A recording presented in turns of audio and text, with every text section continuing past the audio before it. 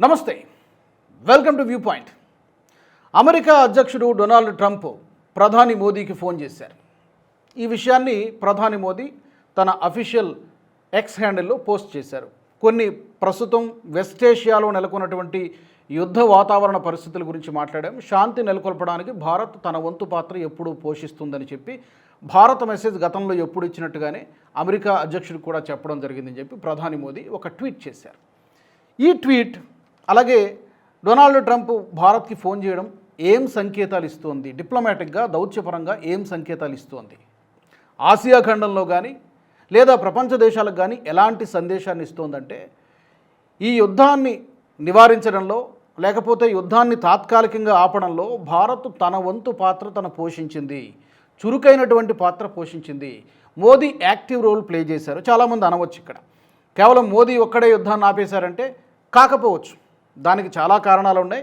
కానీ Bharat active role play చేసింది అనేటువంటి మాట మాత్రం వాస్తవం.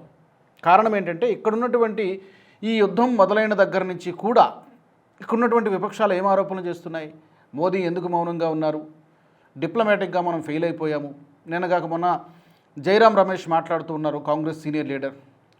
పాకిస్తాన్ మధ్యవర్తిత్వం వహిస్తోంది అంటే మనం భారత్ ఏమైనట్టు.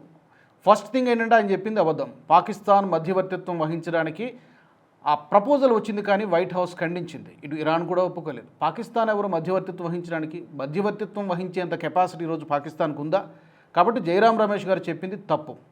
దీన్ని అడ్డం పెట్టుకొని భారత్ దౌత్యం విషయంలో ఫెయిల్ అయింది, అట్టర్ ఫ్లాప్ అయింది, యూపీఏ హయాంలో అద్భుతంగా ఉండేదని చెప్పి రకరకాల కళ్ళబొల్లి కబుర్లని కూడా కాంగ్రెస్ నాయకులు చెప్తున్నారు. రెండోది, ఫారెన్ పాలసీ చాలా బలహీనంగా ఉందని చెప్పి గత కొద్ది రోజులుగా కాంగ్రెస్ బాగా ఊదుతోంది. ఇది కూడా తప్పే.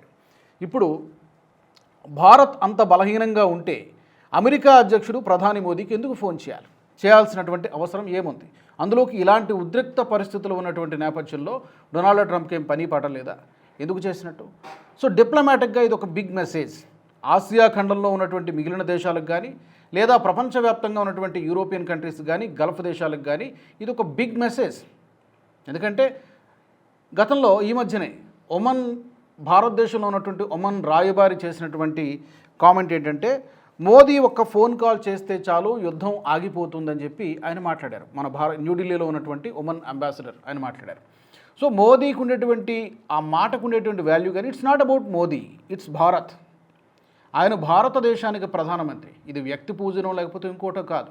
ఈ రోజున భారత్ ఏ విధంగా ఎమర్జ్ అయింది, దౌత్యపరంగా 2014 తర్వాత వచ్చినటువంటి మార్పులు ఏంటి, ఈ అంశాల గురించి మనం కొంచెం కూలంకషంగా ఈ యొక్క వ్యూ పాయింట్లో మనం చూద్దాం. ఫస్ట్ ఆఫ్ ఆల్, భారత్ ఒక బ్రిడ్జింగ్ పవర్ లాగా, ఒక బ్యాలెన్సింగ్ పవర్ లాగా వ్యవహరిస్తూ ఉంది.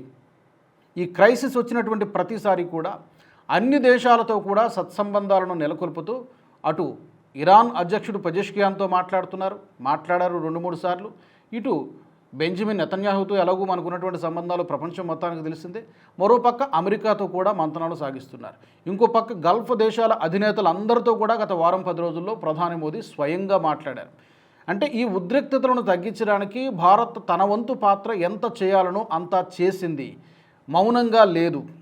డిప్లొమాటిక్గా భారత్ చాలా యాక్టివ్ రోల్ ప్లే చేసింది అనేటువంటిది చాలా సుస్పష్టంగా మనం చెప్పుకోవచ్చు.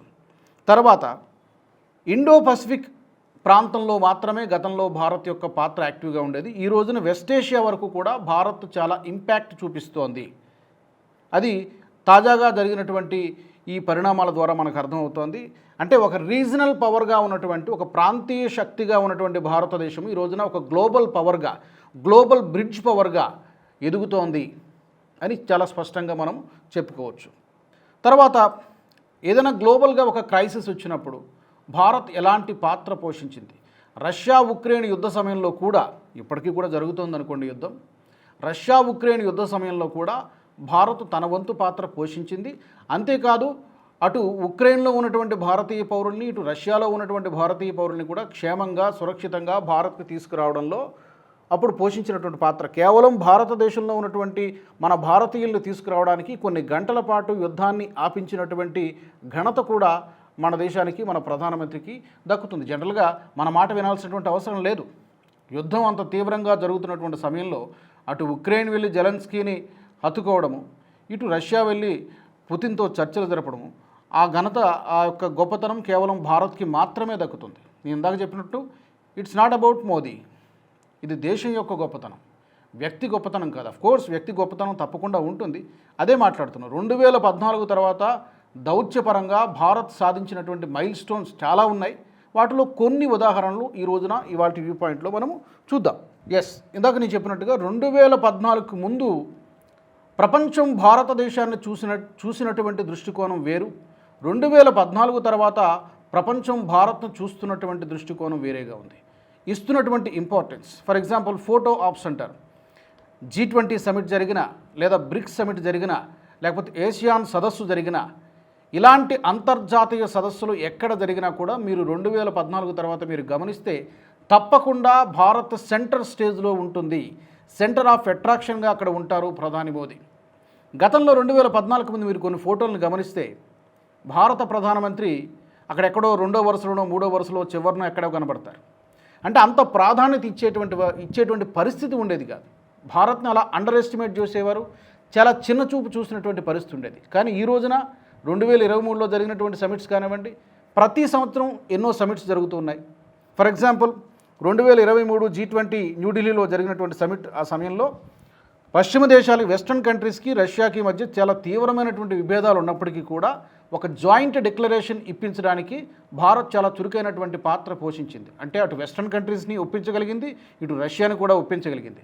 సో అక్కడ ఇందాక నేను చెప్పినట్టుగా ఒక balancing power, global south Asia లీడర్గా భారత్ ఎదుగుతోందనడానికి ఈ G20 న్యూఢిల్లీలో జరిగినటువంటి G20 సమిట్ను ఒక బెస్ట్ ఎగ్జాంపుల్గా చెప్పుకోవచ్చు.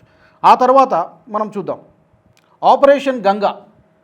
ఇందాక నేను చెప్పినట్టుగా ఆపరేషన్ గంగా, ఉక్రెయిన్ యుద్ధం జరుగుతున్నటువంటి సమయంలో వేలాది మంది భారతీయులను రక్షించి మనం సురక్షితంగా వెనక్కి తీసుకురాగలిగాం.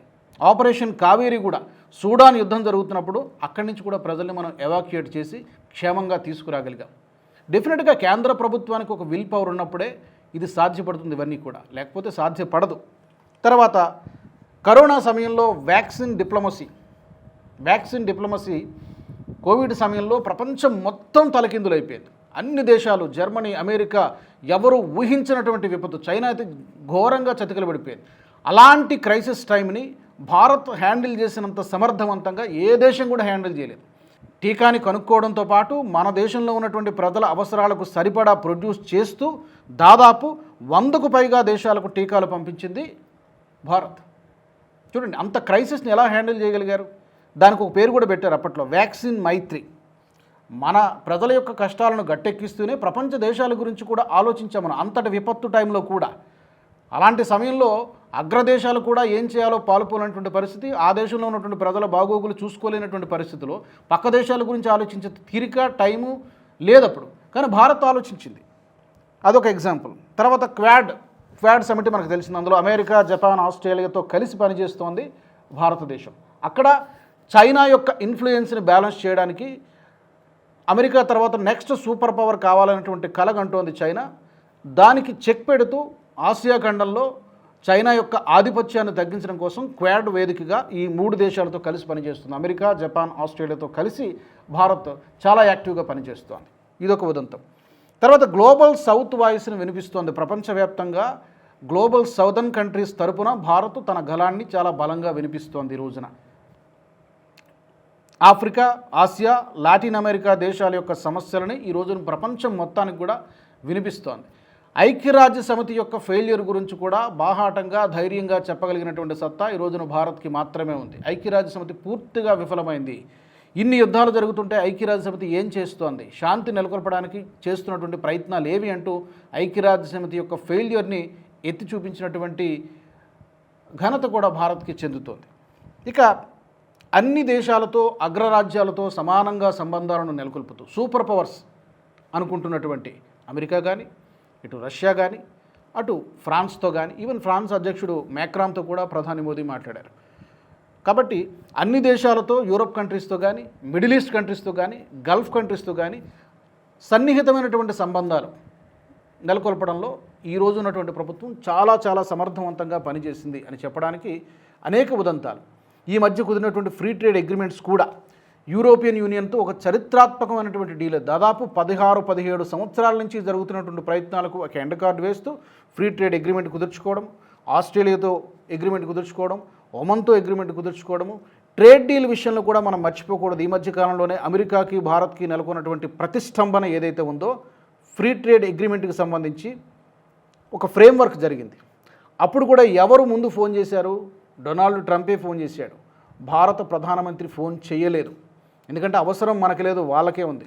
లాంగ్ రన్లో ఎక్కువ నష్టం ఎవరికి జరుగుతుందంటే అమెరికాకే నష్టం ఉంది. అంటే నేను చెప్పబోయే పాయింట్ ఏంటంటే అప్పర్ హ్యాండ్ ఎవరిది ఉంది? పై చేయి మనదే ఉంది. ఎందుకంటే భారత్ని ఇగ్నోర్ చేయలేనటువంటి పరిస్థితిలో ఈ రోజున భారత్ ఉన్నది. భారత్ని కలుపుకొని పోవాల్సిందే. ఇగ్నోర్ చేస్తే నష్టం ఎవరికైనా ఉందంటే ఆ దేశాలకే నష్టం జరుగుతుంది. అది అమెరికాకి కావచ్చు, ఇంక్లూడింగ్ రష్యాకి కావచ్చు, యూకేకి కావచ్చు, ఈవెన్ చైనా కూడా మినహాయింపు ఏమీ కాదు.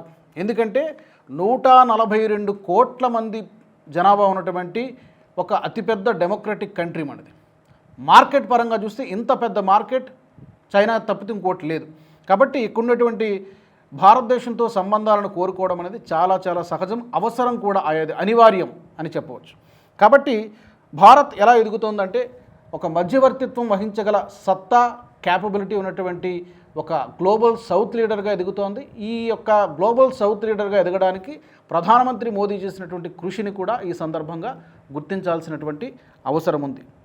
సో ఓవరాల్గా ఇవాల్టి వ్యూ పాయింట్ ముగించే ముందు 2014కి ముందు ఉన్నటువంటి పరిస్థితులు, భారతదేశాన్ని ప్రపంచ దేశాలు చూసినటువంటి దృష్టికోణము ఈ రోజున పూర్తిగా మారిపోయింది. ఈ రోజున గ్లోబల్ సౌత్ లీడర్గా ముందుండి నడిపిస్తున్నటువంటి పరిస్థితి. మిగతా దేశాలకు ఒక ప్రపంచ దిక్సూచిలాగా భారత్ వ్యవహరిస్తోంది. దానికి కొన్ని ఉదంతాలను ఎక్స్ప్లెయిన్ చేశాను. 2014 నుంచి ఈ 10-11 సంవత్సరాల్లో జరిగినటువంటి ఉదంతాలు, అలాగే ఈ వెస్ట్ ఏషియా కాన్ఫ్లిక్ట్లో, ఈ వెస్ట్ ఏషియాలో జరుగుతున్నటువంటి యుద్ధాన్ని నివారించడంలో కూడా భారత్ చాలా చాలా చురుకైనటువంటి పాత్ర పోషించింది. మరి ఈ అంశానికి సంబంధించి మీ విలువైనటువంటి అభిప్రాయాలను తప్పకుండా కామెంట్ సెక్షన్లో పెట్టండి. వచ్చే ఎపిసోడ్లో మరొక ఇంట్రెస్టింగ్ టాపిక్తో మళ్ళీ నేను కలుస్తాను. జై హింద్. ఈ వీడియో మీకు నచ్చినట్టయితే లైక్ చేయండి, 10 మందికి షేర్ చేయండి. అలాగే కామెంట్ల రూపంలో మీ అభిప్రాయాలను మాతో పంచుకోండి. Nationalist hub group of channels ను సబ్స్క్రైబ్ చేసుకుని తెలుగునాట జాతీయవాద జర్నలిజాన్ని ప్రోత్సహించండి. ఈ వీడియో కింద ఉన్న బెల్ ఐకాన్ పై క్లిక్ చేయడం మర్చిపోవద్దు.